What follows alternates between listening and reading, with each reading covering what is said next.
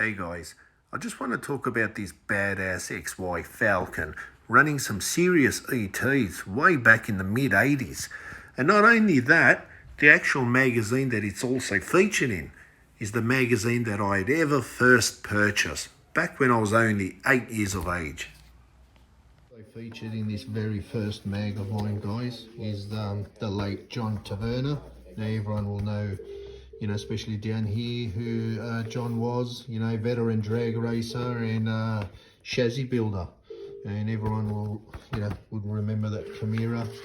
And, he just built, ran a cool shop, built some cool drag cars over his, over the period of his time.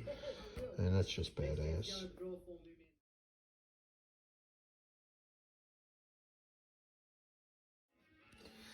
Yeah, guys, so I still remember this badass XY GT Falcon, raced and owned by Len Yovanche, if I pronounced that right.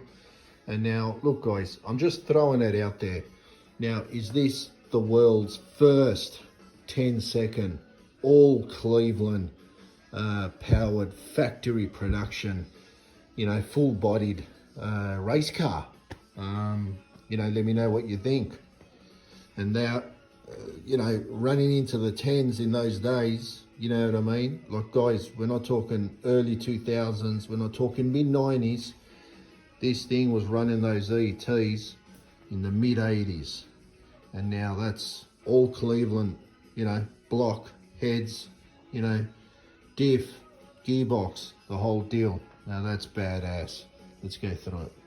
So I'll go through it in more detail in just a sec, but you'll see how he states, how he ran his Cleveland and his budget compared to the US guys back in the day. And, the US guys were badass at the Clevelands, of course, we all know that. And, he just states that, comparing his budget and his combination to the US guys running, alloy rods at the time and alloy, motorsport heads at the time. And, he ran a Liberty Toploader and, and just check that out. We're talking 1986, guys, 1093. And, he talks about spinning this thing to like 9-10 grand. And now that's just badass. I'll go through it though and you'll see. All right, guys, Len Yovanche. Known to me only through this article and through this magazine, actually. And, it's just a badass Falcon. I mean, it seems to have been a full-bodied street car at one stage, turned into, a super stock drag car, which was new at that time. And, he talks a little bit about just removing some weight. In saying that, I'm talking about removing a front sway bar. He's removed the alternator and he swapped out a V8 radiator to just a 6-cylinder radiator, and that's about it. But, these things, doesn't matter what you do to them, you're still adding a cage and, you're adding, wheelie bars and all that stuff. So, at the end of the day, it's still a 1,500 plus kilogram car. It's still up there, 3,500 pounds, it's just a 351 cubic inch Cleveland, 4V iron headed, large port. And there's no intakes, port stuffers. There's no, high port exhaust plates, none of that business. It runs a Holly Strip Dominator manifold, a 4V, matched manifold. And, he talks about, he's got a top loader manual, Liberty top loader. And he just talks about, dropping it out of the hole at 8,800. And that's just badass, I mean, that's what these guys did in those days, they just really gave these things a beating. And that was the only way in those days, to run serious numbers like this. You just really needed to give the motor and the car hell. And, if you compare, I mean, look, Clevelands were, 4V headed Clevelands were running these times always, if you just compare them to what's happening these days, is people are doing, strokers, they're doing aftermarket blocks. There's got a ton of alloy heads out there. And, you know, they're still only running similar ETs, but they're just running ETs easier, you know what I mean, with less strain compared to, you know, a guy like Len Yovanche, who was given it hell by the sounds of it.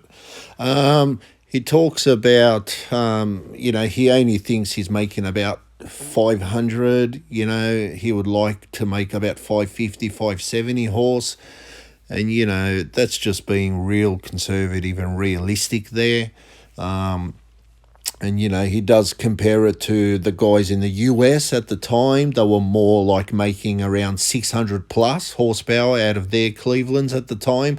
But he did state, you know, they're all running alloy rods and they're all running alloy heads of the time, you know, the motorsport heads of the time back then.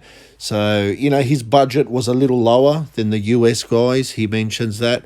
But he does resort to a lot of help from the US guys as far as, you know, setting up the car. It is a ladder bar backed car. I mean, it's still a leaf sprung car in the original position. It's not mini tubbed, anything like that. It still runs factory shock location. But yes, he has got ladder bar installed. And, you know, he talks about how he was all over the shop. And then, you know, he spoke to a few US guys and they told him how to do certain adjustments. And then after that, it was straight as an arrow. And that's where he run the ET. He does state that the Moroso slide calculator does say the car's got 10 sixes, you know, so he mentions that. But, you know, nevertheless, I mean, look at that, guys. You're talking about a 10-second full-bodied Falcon back in those days. I mean, I don't know. Is this the first, you know, full-bodied heavyweight all Cleveland car to break into the 10s worldwide? I don't know. You guys can, you know, drop in your input in the comments area. Tell me what you guys think. Yeah, but, you know, badass. I think so anyway.